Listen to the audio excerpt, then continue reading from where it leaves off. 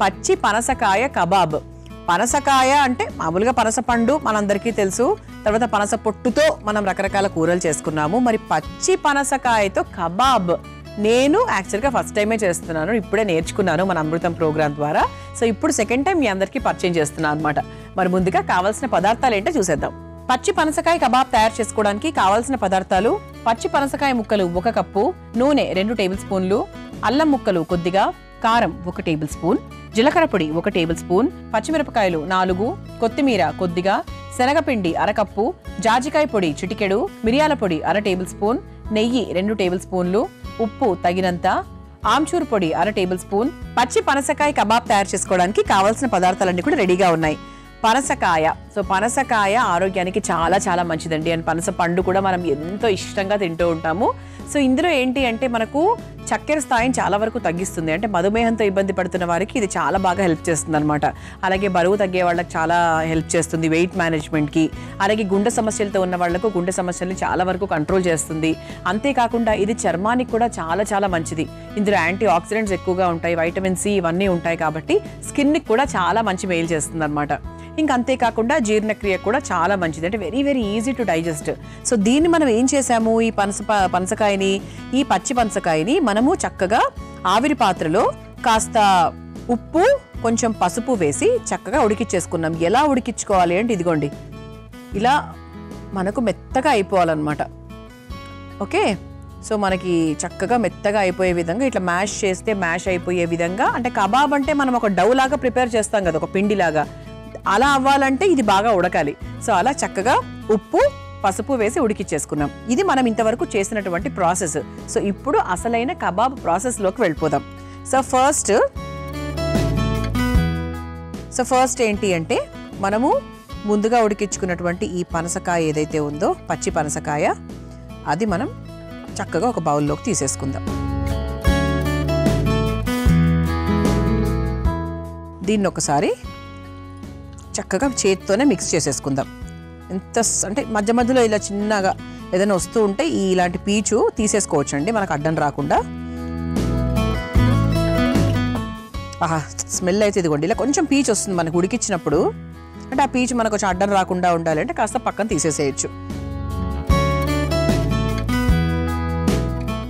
So మామూలుగా పనస పండుని అలా డైరెక్ట్గా రాగా తినడమే మనకు అలవాటు, కానీ ఇలా చెయ్యొచ్చు అని చాలా మందికి తెలియదు. నిజంగా నేను కూడా అమృతం ప్రోగ్రాం ద్వారానే నేర్చుకున్నాను.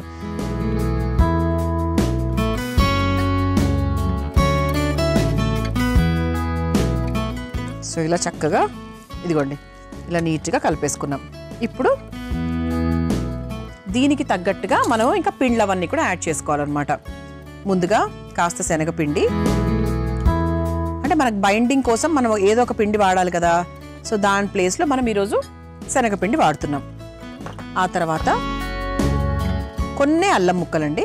సో అంటే మళ్ళీ కబాబ్ కాబట్టి మనకు కరెక్ట్గా ఆ కన్సిస్టెన్సీ రావాలి అంటే మనకు మధ్య మధ్యలో ఎక్కువ అడ్డం రాకుండా ఉండాలి. మనం ఏం వేసినా కూడా పౌడర్డ్ ఫామ్లో, పేస్ట్ ఫామ్లో వేసుకుంటేనే బెటర్ అనమాట. సో ఆ తర్వాత సన్నగా తరుక్కున్న పచ్చిమిరపకాయలు, అలాగే కొంచెం జాజికాయ పొడి, ఇది కూడా ఎక్కువ వేయకూడదండి, మళ్ళీ చేదు వచ్చేస్తుంది. ఆ తర్వాత కాస్త ఆమ్చూర్ పొడి,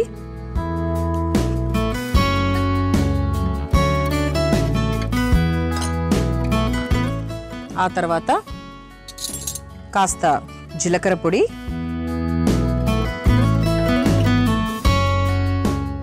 పచ్చిమిరపకాయలు ముక్కల కింద వేసుకున్నాం కాబట్టి దానికి తగ్గట్టుగా కాస్త కారం కూడా వేసుకోవాలి.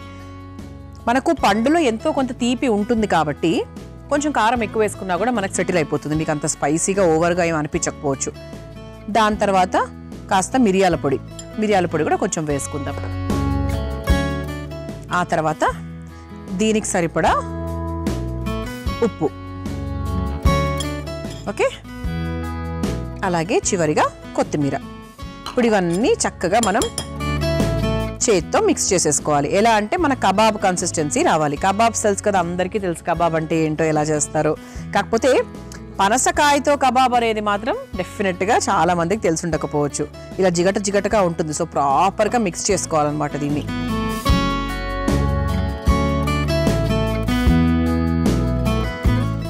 సో కావాలంటే కొంచెం ఇందులో మనం యాడ్ ఆన్స్ కొంచెం శనగపిండి కావాలంటే యాడ్ చేసుకోవడము అది కూడా చేసుకోవచ్చు. సో ప్రస్తుతానికైతే ఓకే, పర్వాలేదు. కానీ ఒకటి ఏంటంటే చిట్కా చెప్తానండి, ఇది చేసుకునేటప్పుడు మీకు ఇది చేతికి చాలా జిగ్గురుగా అంటుకుంటుంది. మామూలుగానే మీ పంచకాయ తెలుసు కదా, అండ్ తట్టు ఉడికించిన పంచకాయ ఇదిగోండి ఇలా మనకు పీచులుగా ఫైబర్ ఎక్కువ కదా, సో మనకి ఇలా బాగా అంటుకుంటుంది అనమాట. సో అందుకు నూనె సహాయంతో ప్రాపర్గా దాన్ని మనము చక్కగా ఒక కన్సిస్టెన్సీలో దాన్ని చేసుకోవాలి. సో ముందుగా స్టవ్ వెలిగించేస్తున్నాను.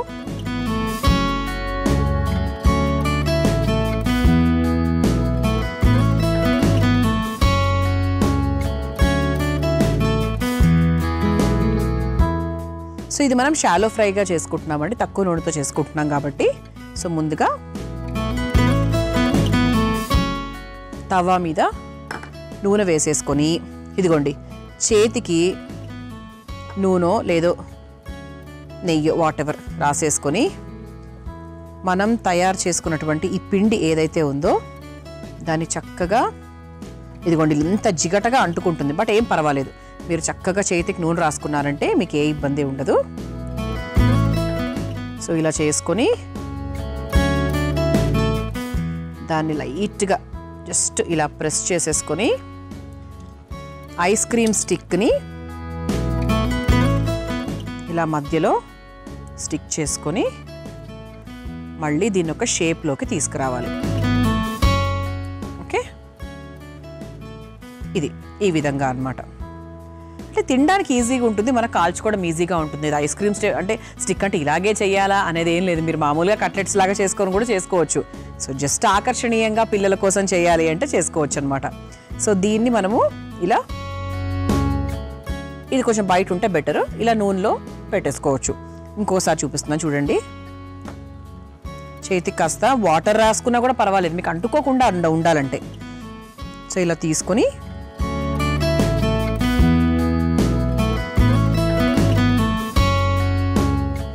ఓకే ఇలా తీసేసుకొని ఈ ఐస్ క్రీమ్ స్టిక్ని ఇలా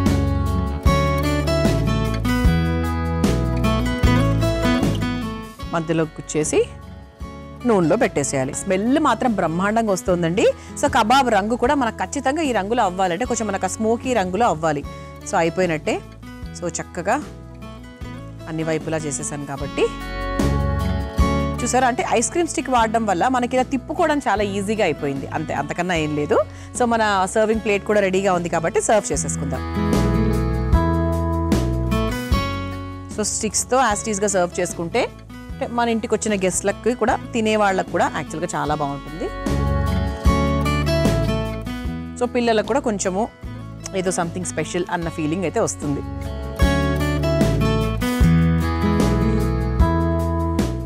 చూసారా, ఇలా ముద్దుగా పచ్చి పనసకాయ కబాబ్స్ రెడీ అయిపోయాయి. మీరు తయారు చేసుకోవాలనుకుంటే కావాల్సిన పదార్థాలు, తయారు చేసుకునే విధానం మరొకసారి చూసేద్దాం.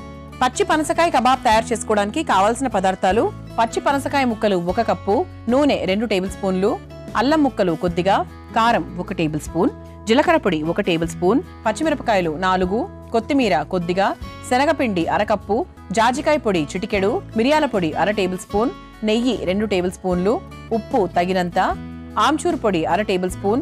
పచ్చి పనసకాయ కబాబ్ తయారు చేసుకునే విధానం: ముందుగా ఒక మిక్సింగ్ బౌల్లో ఉడికించుకున్న పనసకాయ ముక్కల్ని వేసి మెత్తగా మెదుపుకోవాలి. ఆ తర్వాత అందులో శనగపిండి, అల్లం ముక్కలు, పచ్చిమిర్చి, జాజికాయ పొడి, ఆమ్చూర్ పొడి, జీలకర్ర పొడి, కారం, మిరియాల పొడి, సైంధవ లవణం, కొత్తిమీర వేసి మెత్తగా కలుపుకోవాలి. ఇప్పుడు స్టవ్ వెలిగించి తవ్వ మీద నూనె వేసుకొని వేడి చేసుకోవాలి. తర్వాత సిద్ధం చేసుకున్న పనసకాయ ముద్దను చేతికి నూనె రాసుకుంటూ చిన్న ఉండల్లాగా తీసుకుని కబాబ్స్ లాగా ఒత్తుకొని ఐస్ క్రీమ్ స్టిక్ కి గుచ్చి తవాపై వేసి నూనెతో 2 వైపులా కాల్చుకొని ఒక సర్వింగ్ ప్లేట్లోకి తీసుకుని సర్వ్ చేసుకుంటే పచ్చి పనసకాయ కబాబ్ రెడీ.